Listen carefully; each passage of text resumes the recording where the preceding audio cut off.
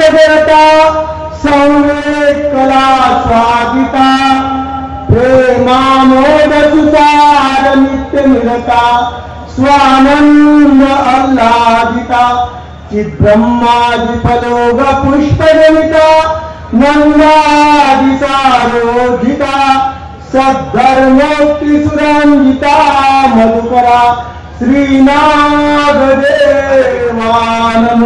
सर्वज्ञ श्री चक्रधर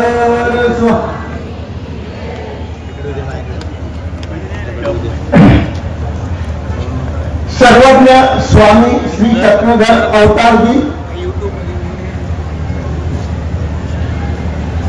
803 वर्षापासून आपण स्वामींचं ध्यान आजपर्यंत करत आलेलो आहे. आज त्यांनी अवतार धारण केलेला आहे. त्यानिमित्ताने आपण उत्साह हा दिन साजरा करतो.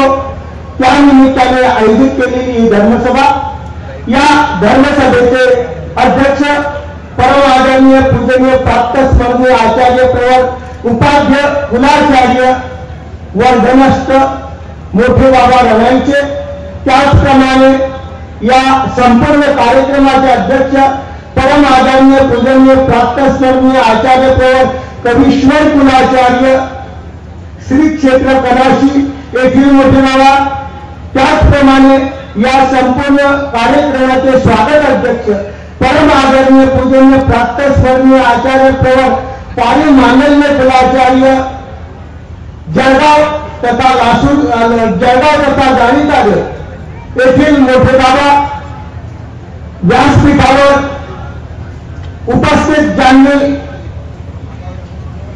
या धर्मसभेचं उद्घाटन केलं असे परम आदरणीय पूजनीय प्राप्त स्मरणीय आचार्य प्रवर गुरुवर्य टाकळी निवासी बाबा, त्याचप्रमाणे परम आदरणीय पूजनीय प्राप्त स्मरणीय आचार्य प्रवर जळगाव जिल्हा मानव परिषदेचे अध्यक्ष आंबेडकरगाव येथील बाबा, त्याचप्रमाणे परम आदरणीय पूजनीय प्राप्त स्मरणीय दसके बर्डी येथील बाबा, उपस्थित सर्व आचार्य, राजकीय व्यासपीठ, तपस्विनी, वासनिक बंधू भगिनी, आपण सर्व या ठिकाणी अवतार दिनाच्या निमित्ताने एकत्रित आलो. खूप उठल्यानंतर आनंद वाटला की एवढा मोठा मंडप असून तो मंडप सुद्धा भरगच्च भरून स्वामी चक्रधरांच्या अवतार दिनानिमित्त सर्वच या उत्साहात सहभागी झाले. या कार्यक्रमानिमित्त माझ्या हस्ते हा ध्वजारोहण करण्यात आला. ध्वज उंच आहे, ध्वजाची धुरा माझ्या हातात दिली. हा ध्वजाखाली आपण सर्व आलात. ध्वज काय शिकवतो आपल्याला? या ध्वजाच्या माध्यमातून आपल्याला जर बोलायचं झालं तर ध्वजाचा रंग शुभ्र आहे, त्याला 4 टोका आहेत, त्याच्यावर चक्र आहे, त्याला एक दोरी आहे. सांगायचं तात्पर्य 4 टोका आहे. त्याप्रमाणे मानव पंथाचं तत्वज्ञान 4 पदार्थाचं आहे. जीव, देवता, प्रपंच आणि परमेश्वर हे 4 टोकं दर्शवित असतात. पांढरा रंग आहे, परमेश्वराचा जो वर्ण आहे हाही पांढरा आहे. आपण सर्व बसलेलो आहात, आपलाही वर्ण शुभ्र आहे, परंतु आपल्याला अविद्या दोषाने ग्रासलेला आहे.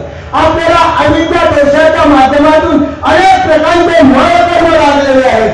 परंतु परमेश्वराने आपल्याला कृपा दृष्टीने आपल्याला या सृष्टीमध्ये आणलेला आहे आणि परमेश्वराच्या वर्णाप्रमाणे आपला वर्ण व्हावा आणि परमेश्वराच्या आनंदामध्ये, परमेश्वराच्या स्वरूपामध्ये आपण सुद्धा त्याच्यासारखं व्हावं, हा तो उद्देश या अवतार दिनाच्या निमित्ताने परमेश्वराने उद्धरण्याचं व्यसन स्वीकार करून या ठिकाणी सर्वांना मावल्या असो का मनुष्य असो सर्वांना एकच धडा दिला ज्ञानाचा की या माध्यमातून आपण सर्व शुभ्र आहात, पण आपल्याला अनेक प्रकारचे डाग लागलेले आहेत आणि हे डाग नष्ट होण्यासाठी, हे डाग दूर होण्यासाठी अशा प्रकारचं संमेलन, अशा प्रकारचे अवतार दिन आणि या अवतार दिनामध्ये आपण सहभागी होऊन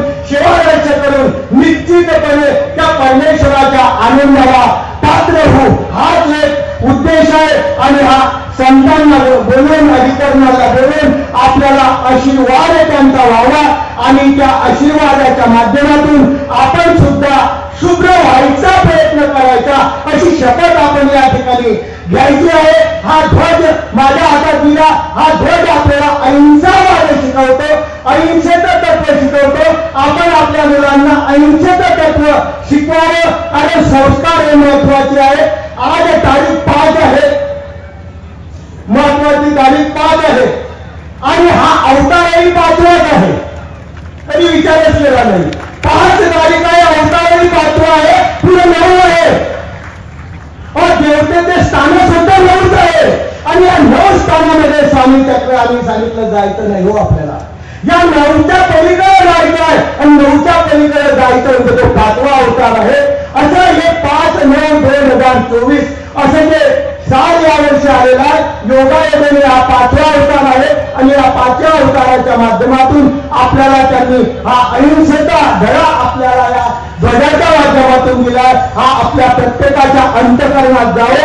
ज्याप्रमाणे पारध्यांच्या अंतःकरणात जाऊन सालवेळीला गेले आणि स्वामींनी पहिलं सूत्र या ध्वजाच्या माध्यमातून आपल्याला उद्धृत केले की हंगा एकन शरण आलेला काही मरण आम्हाला शरण या.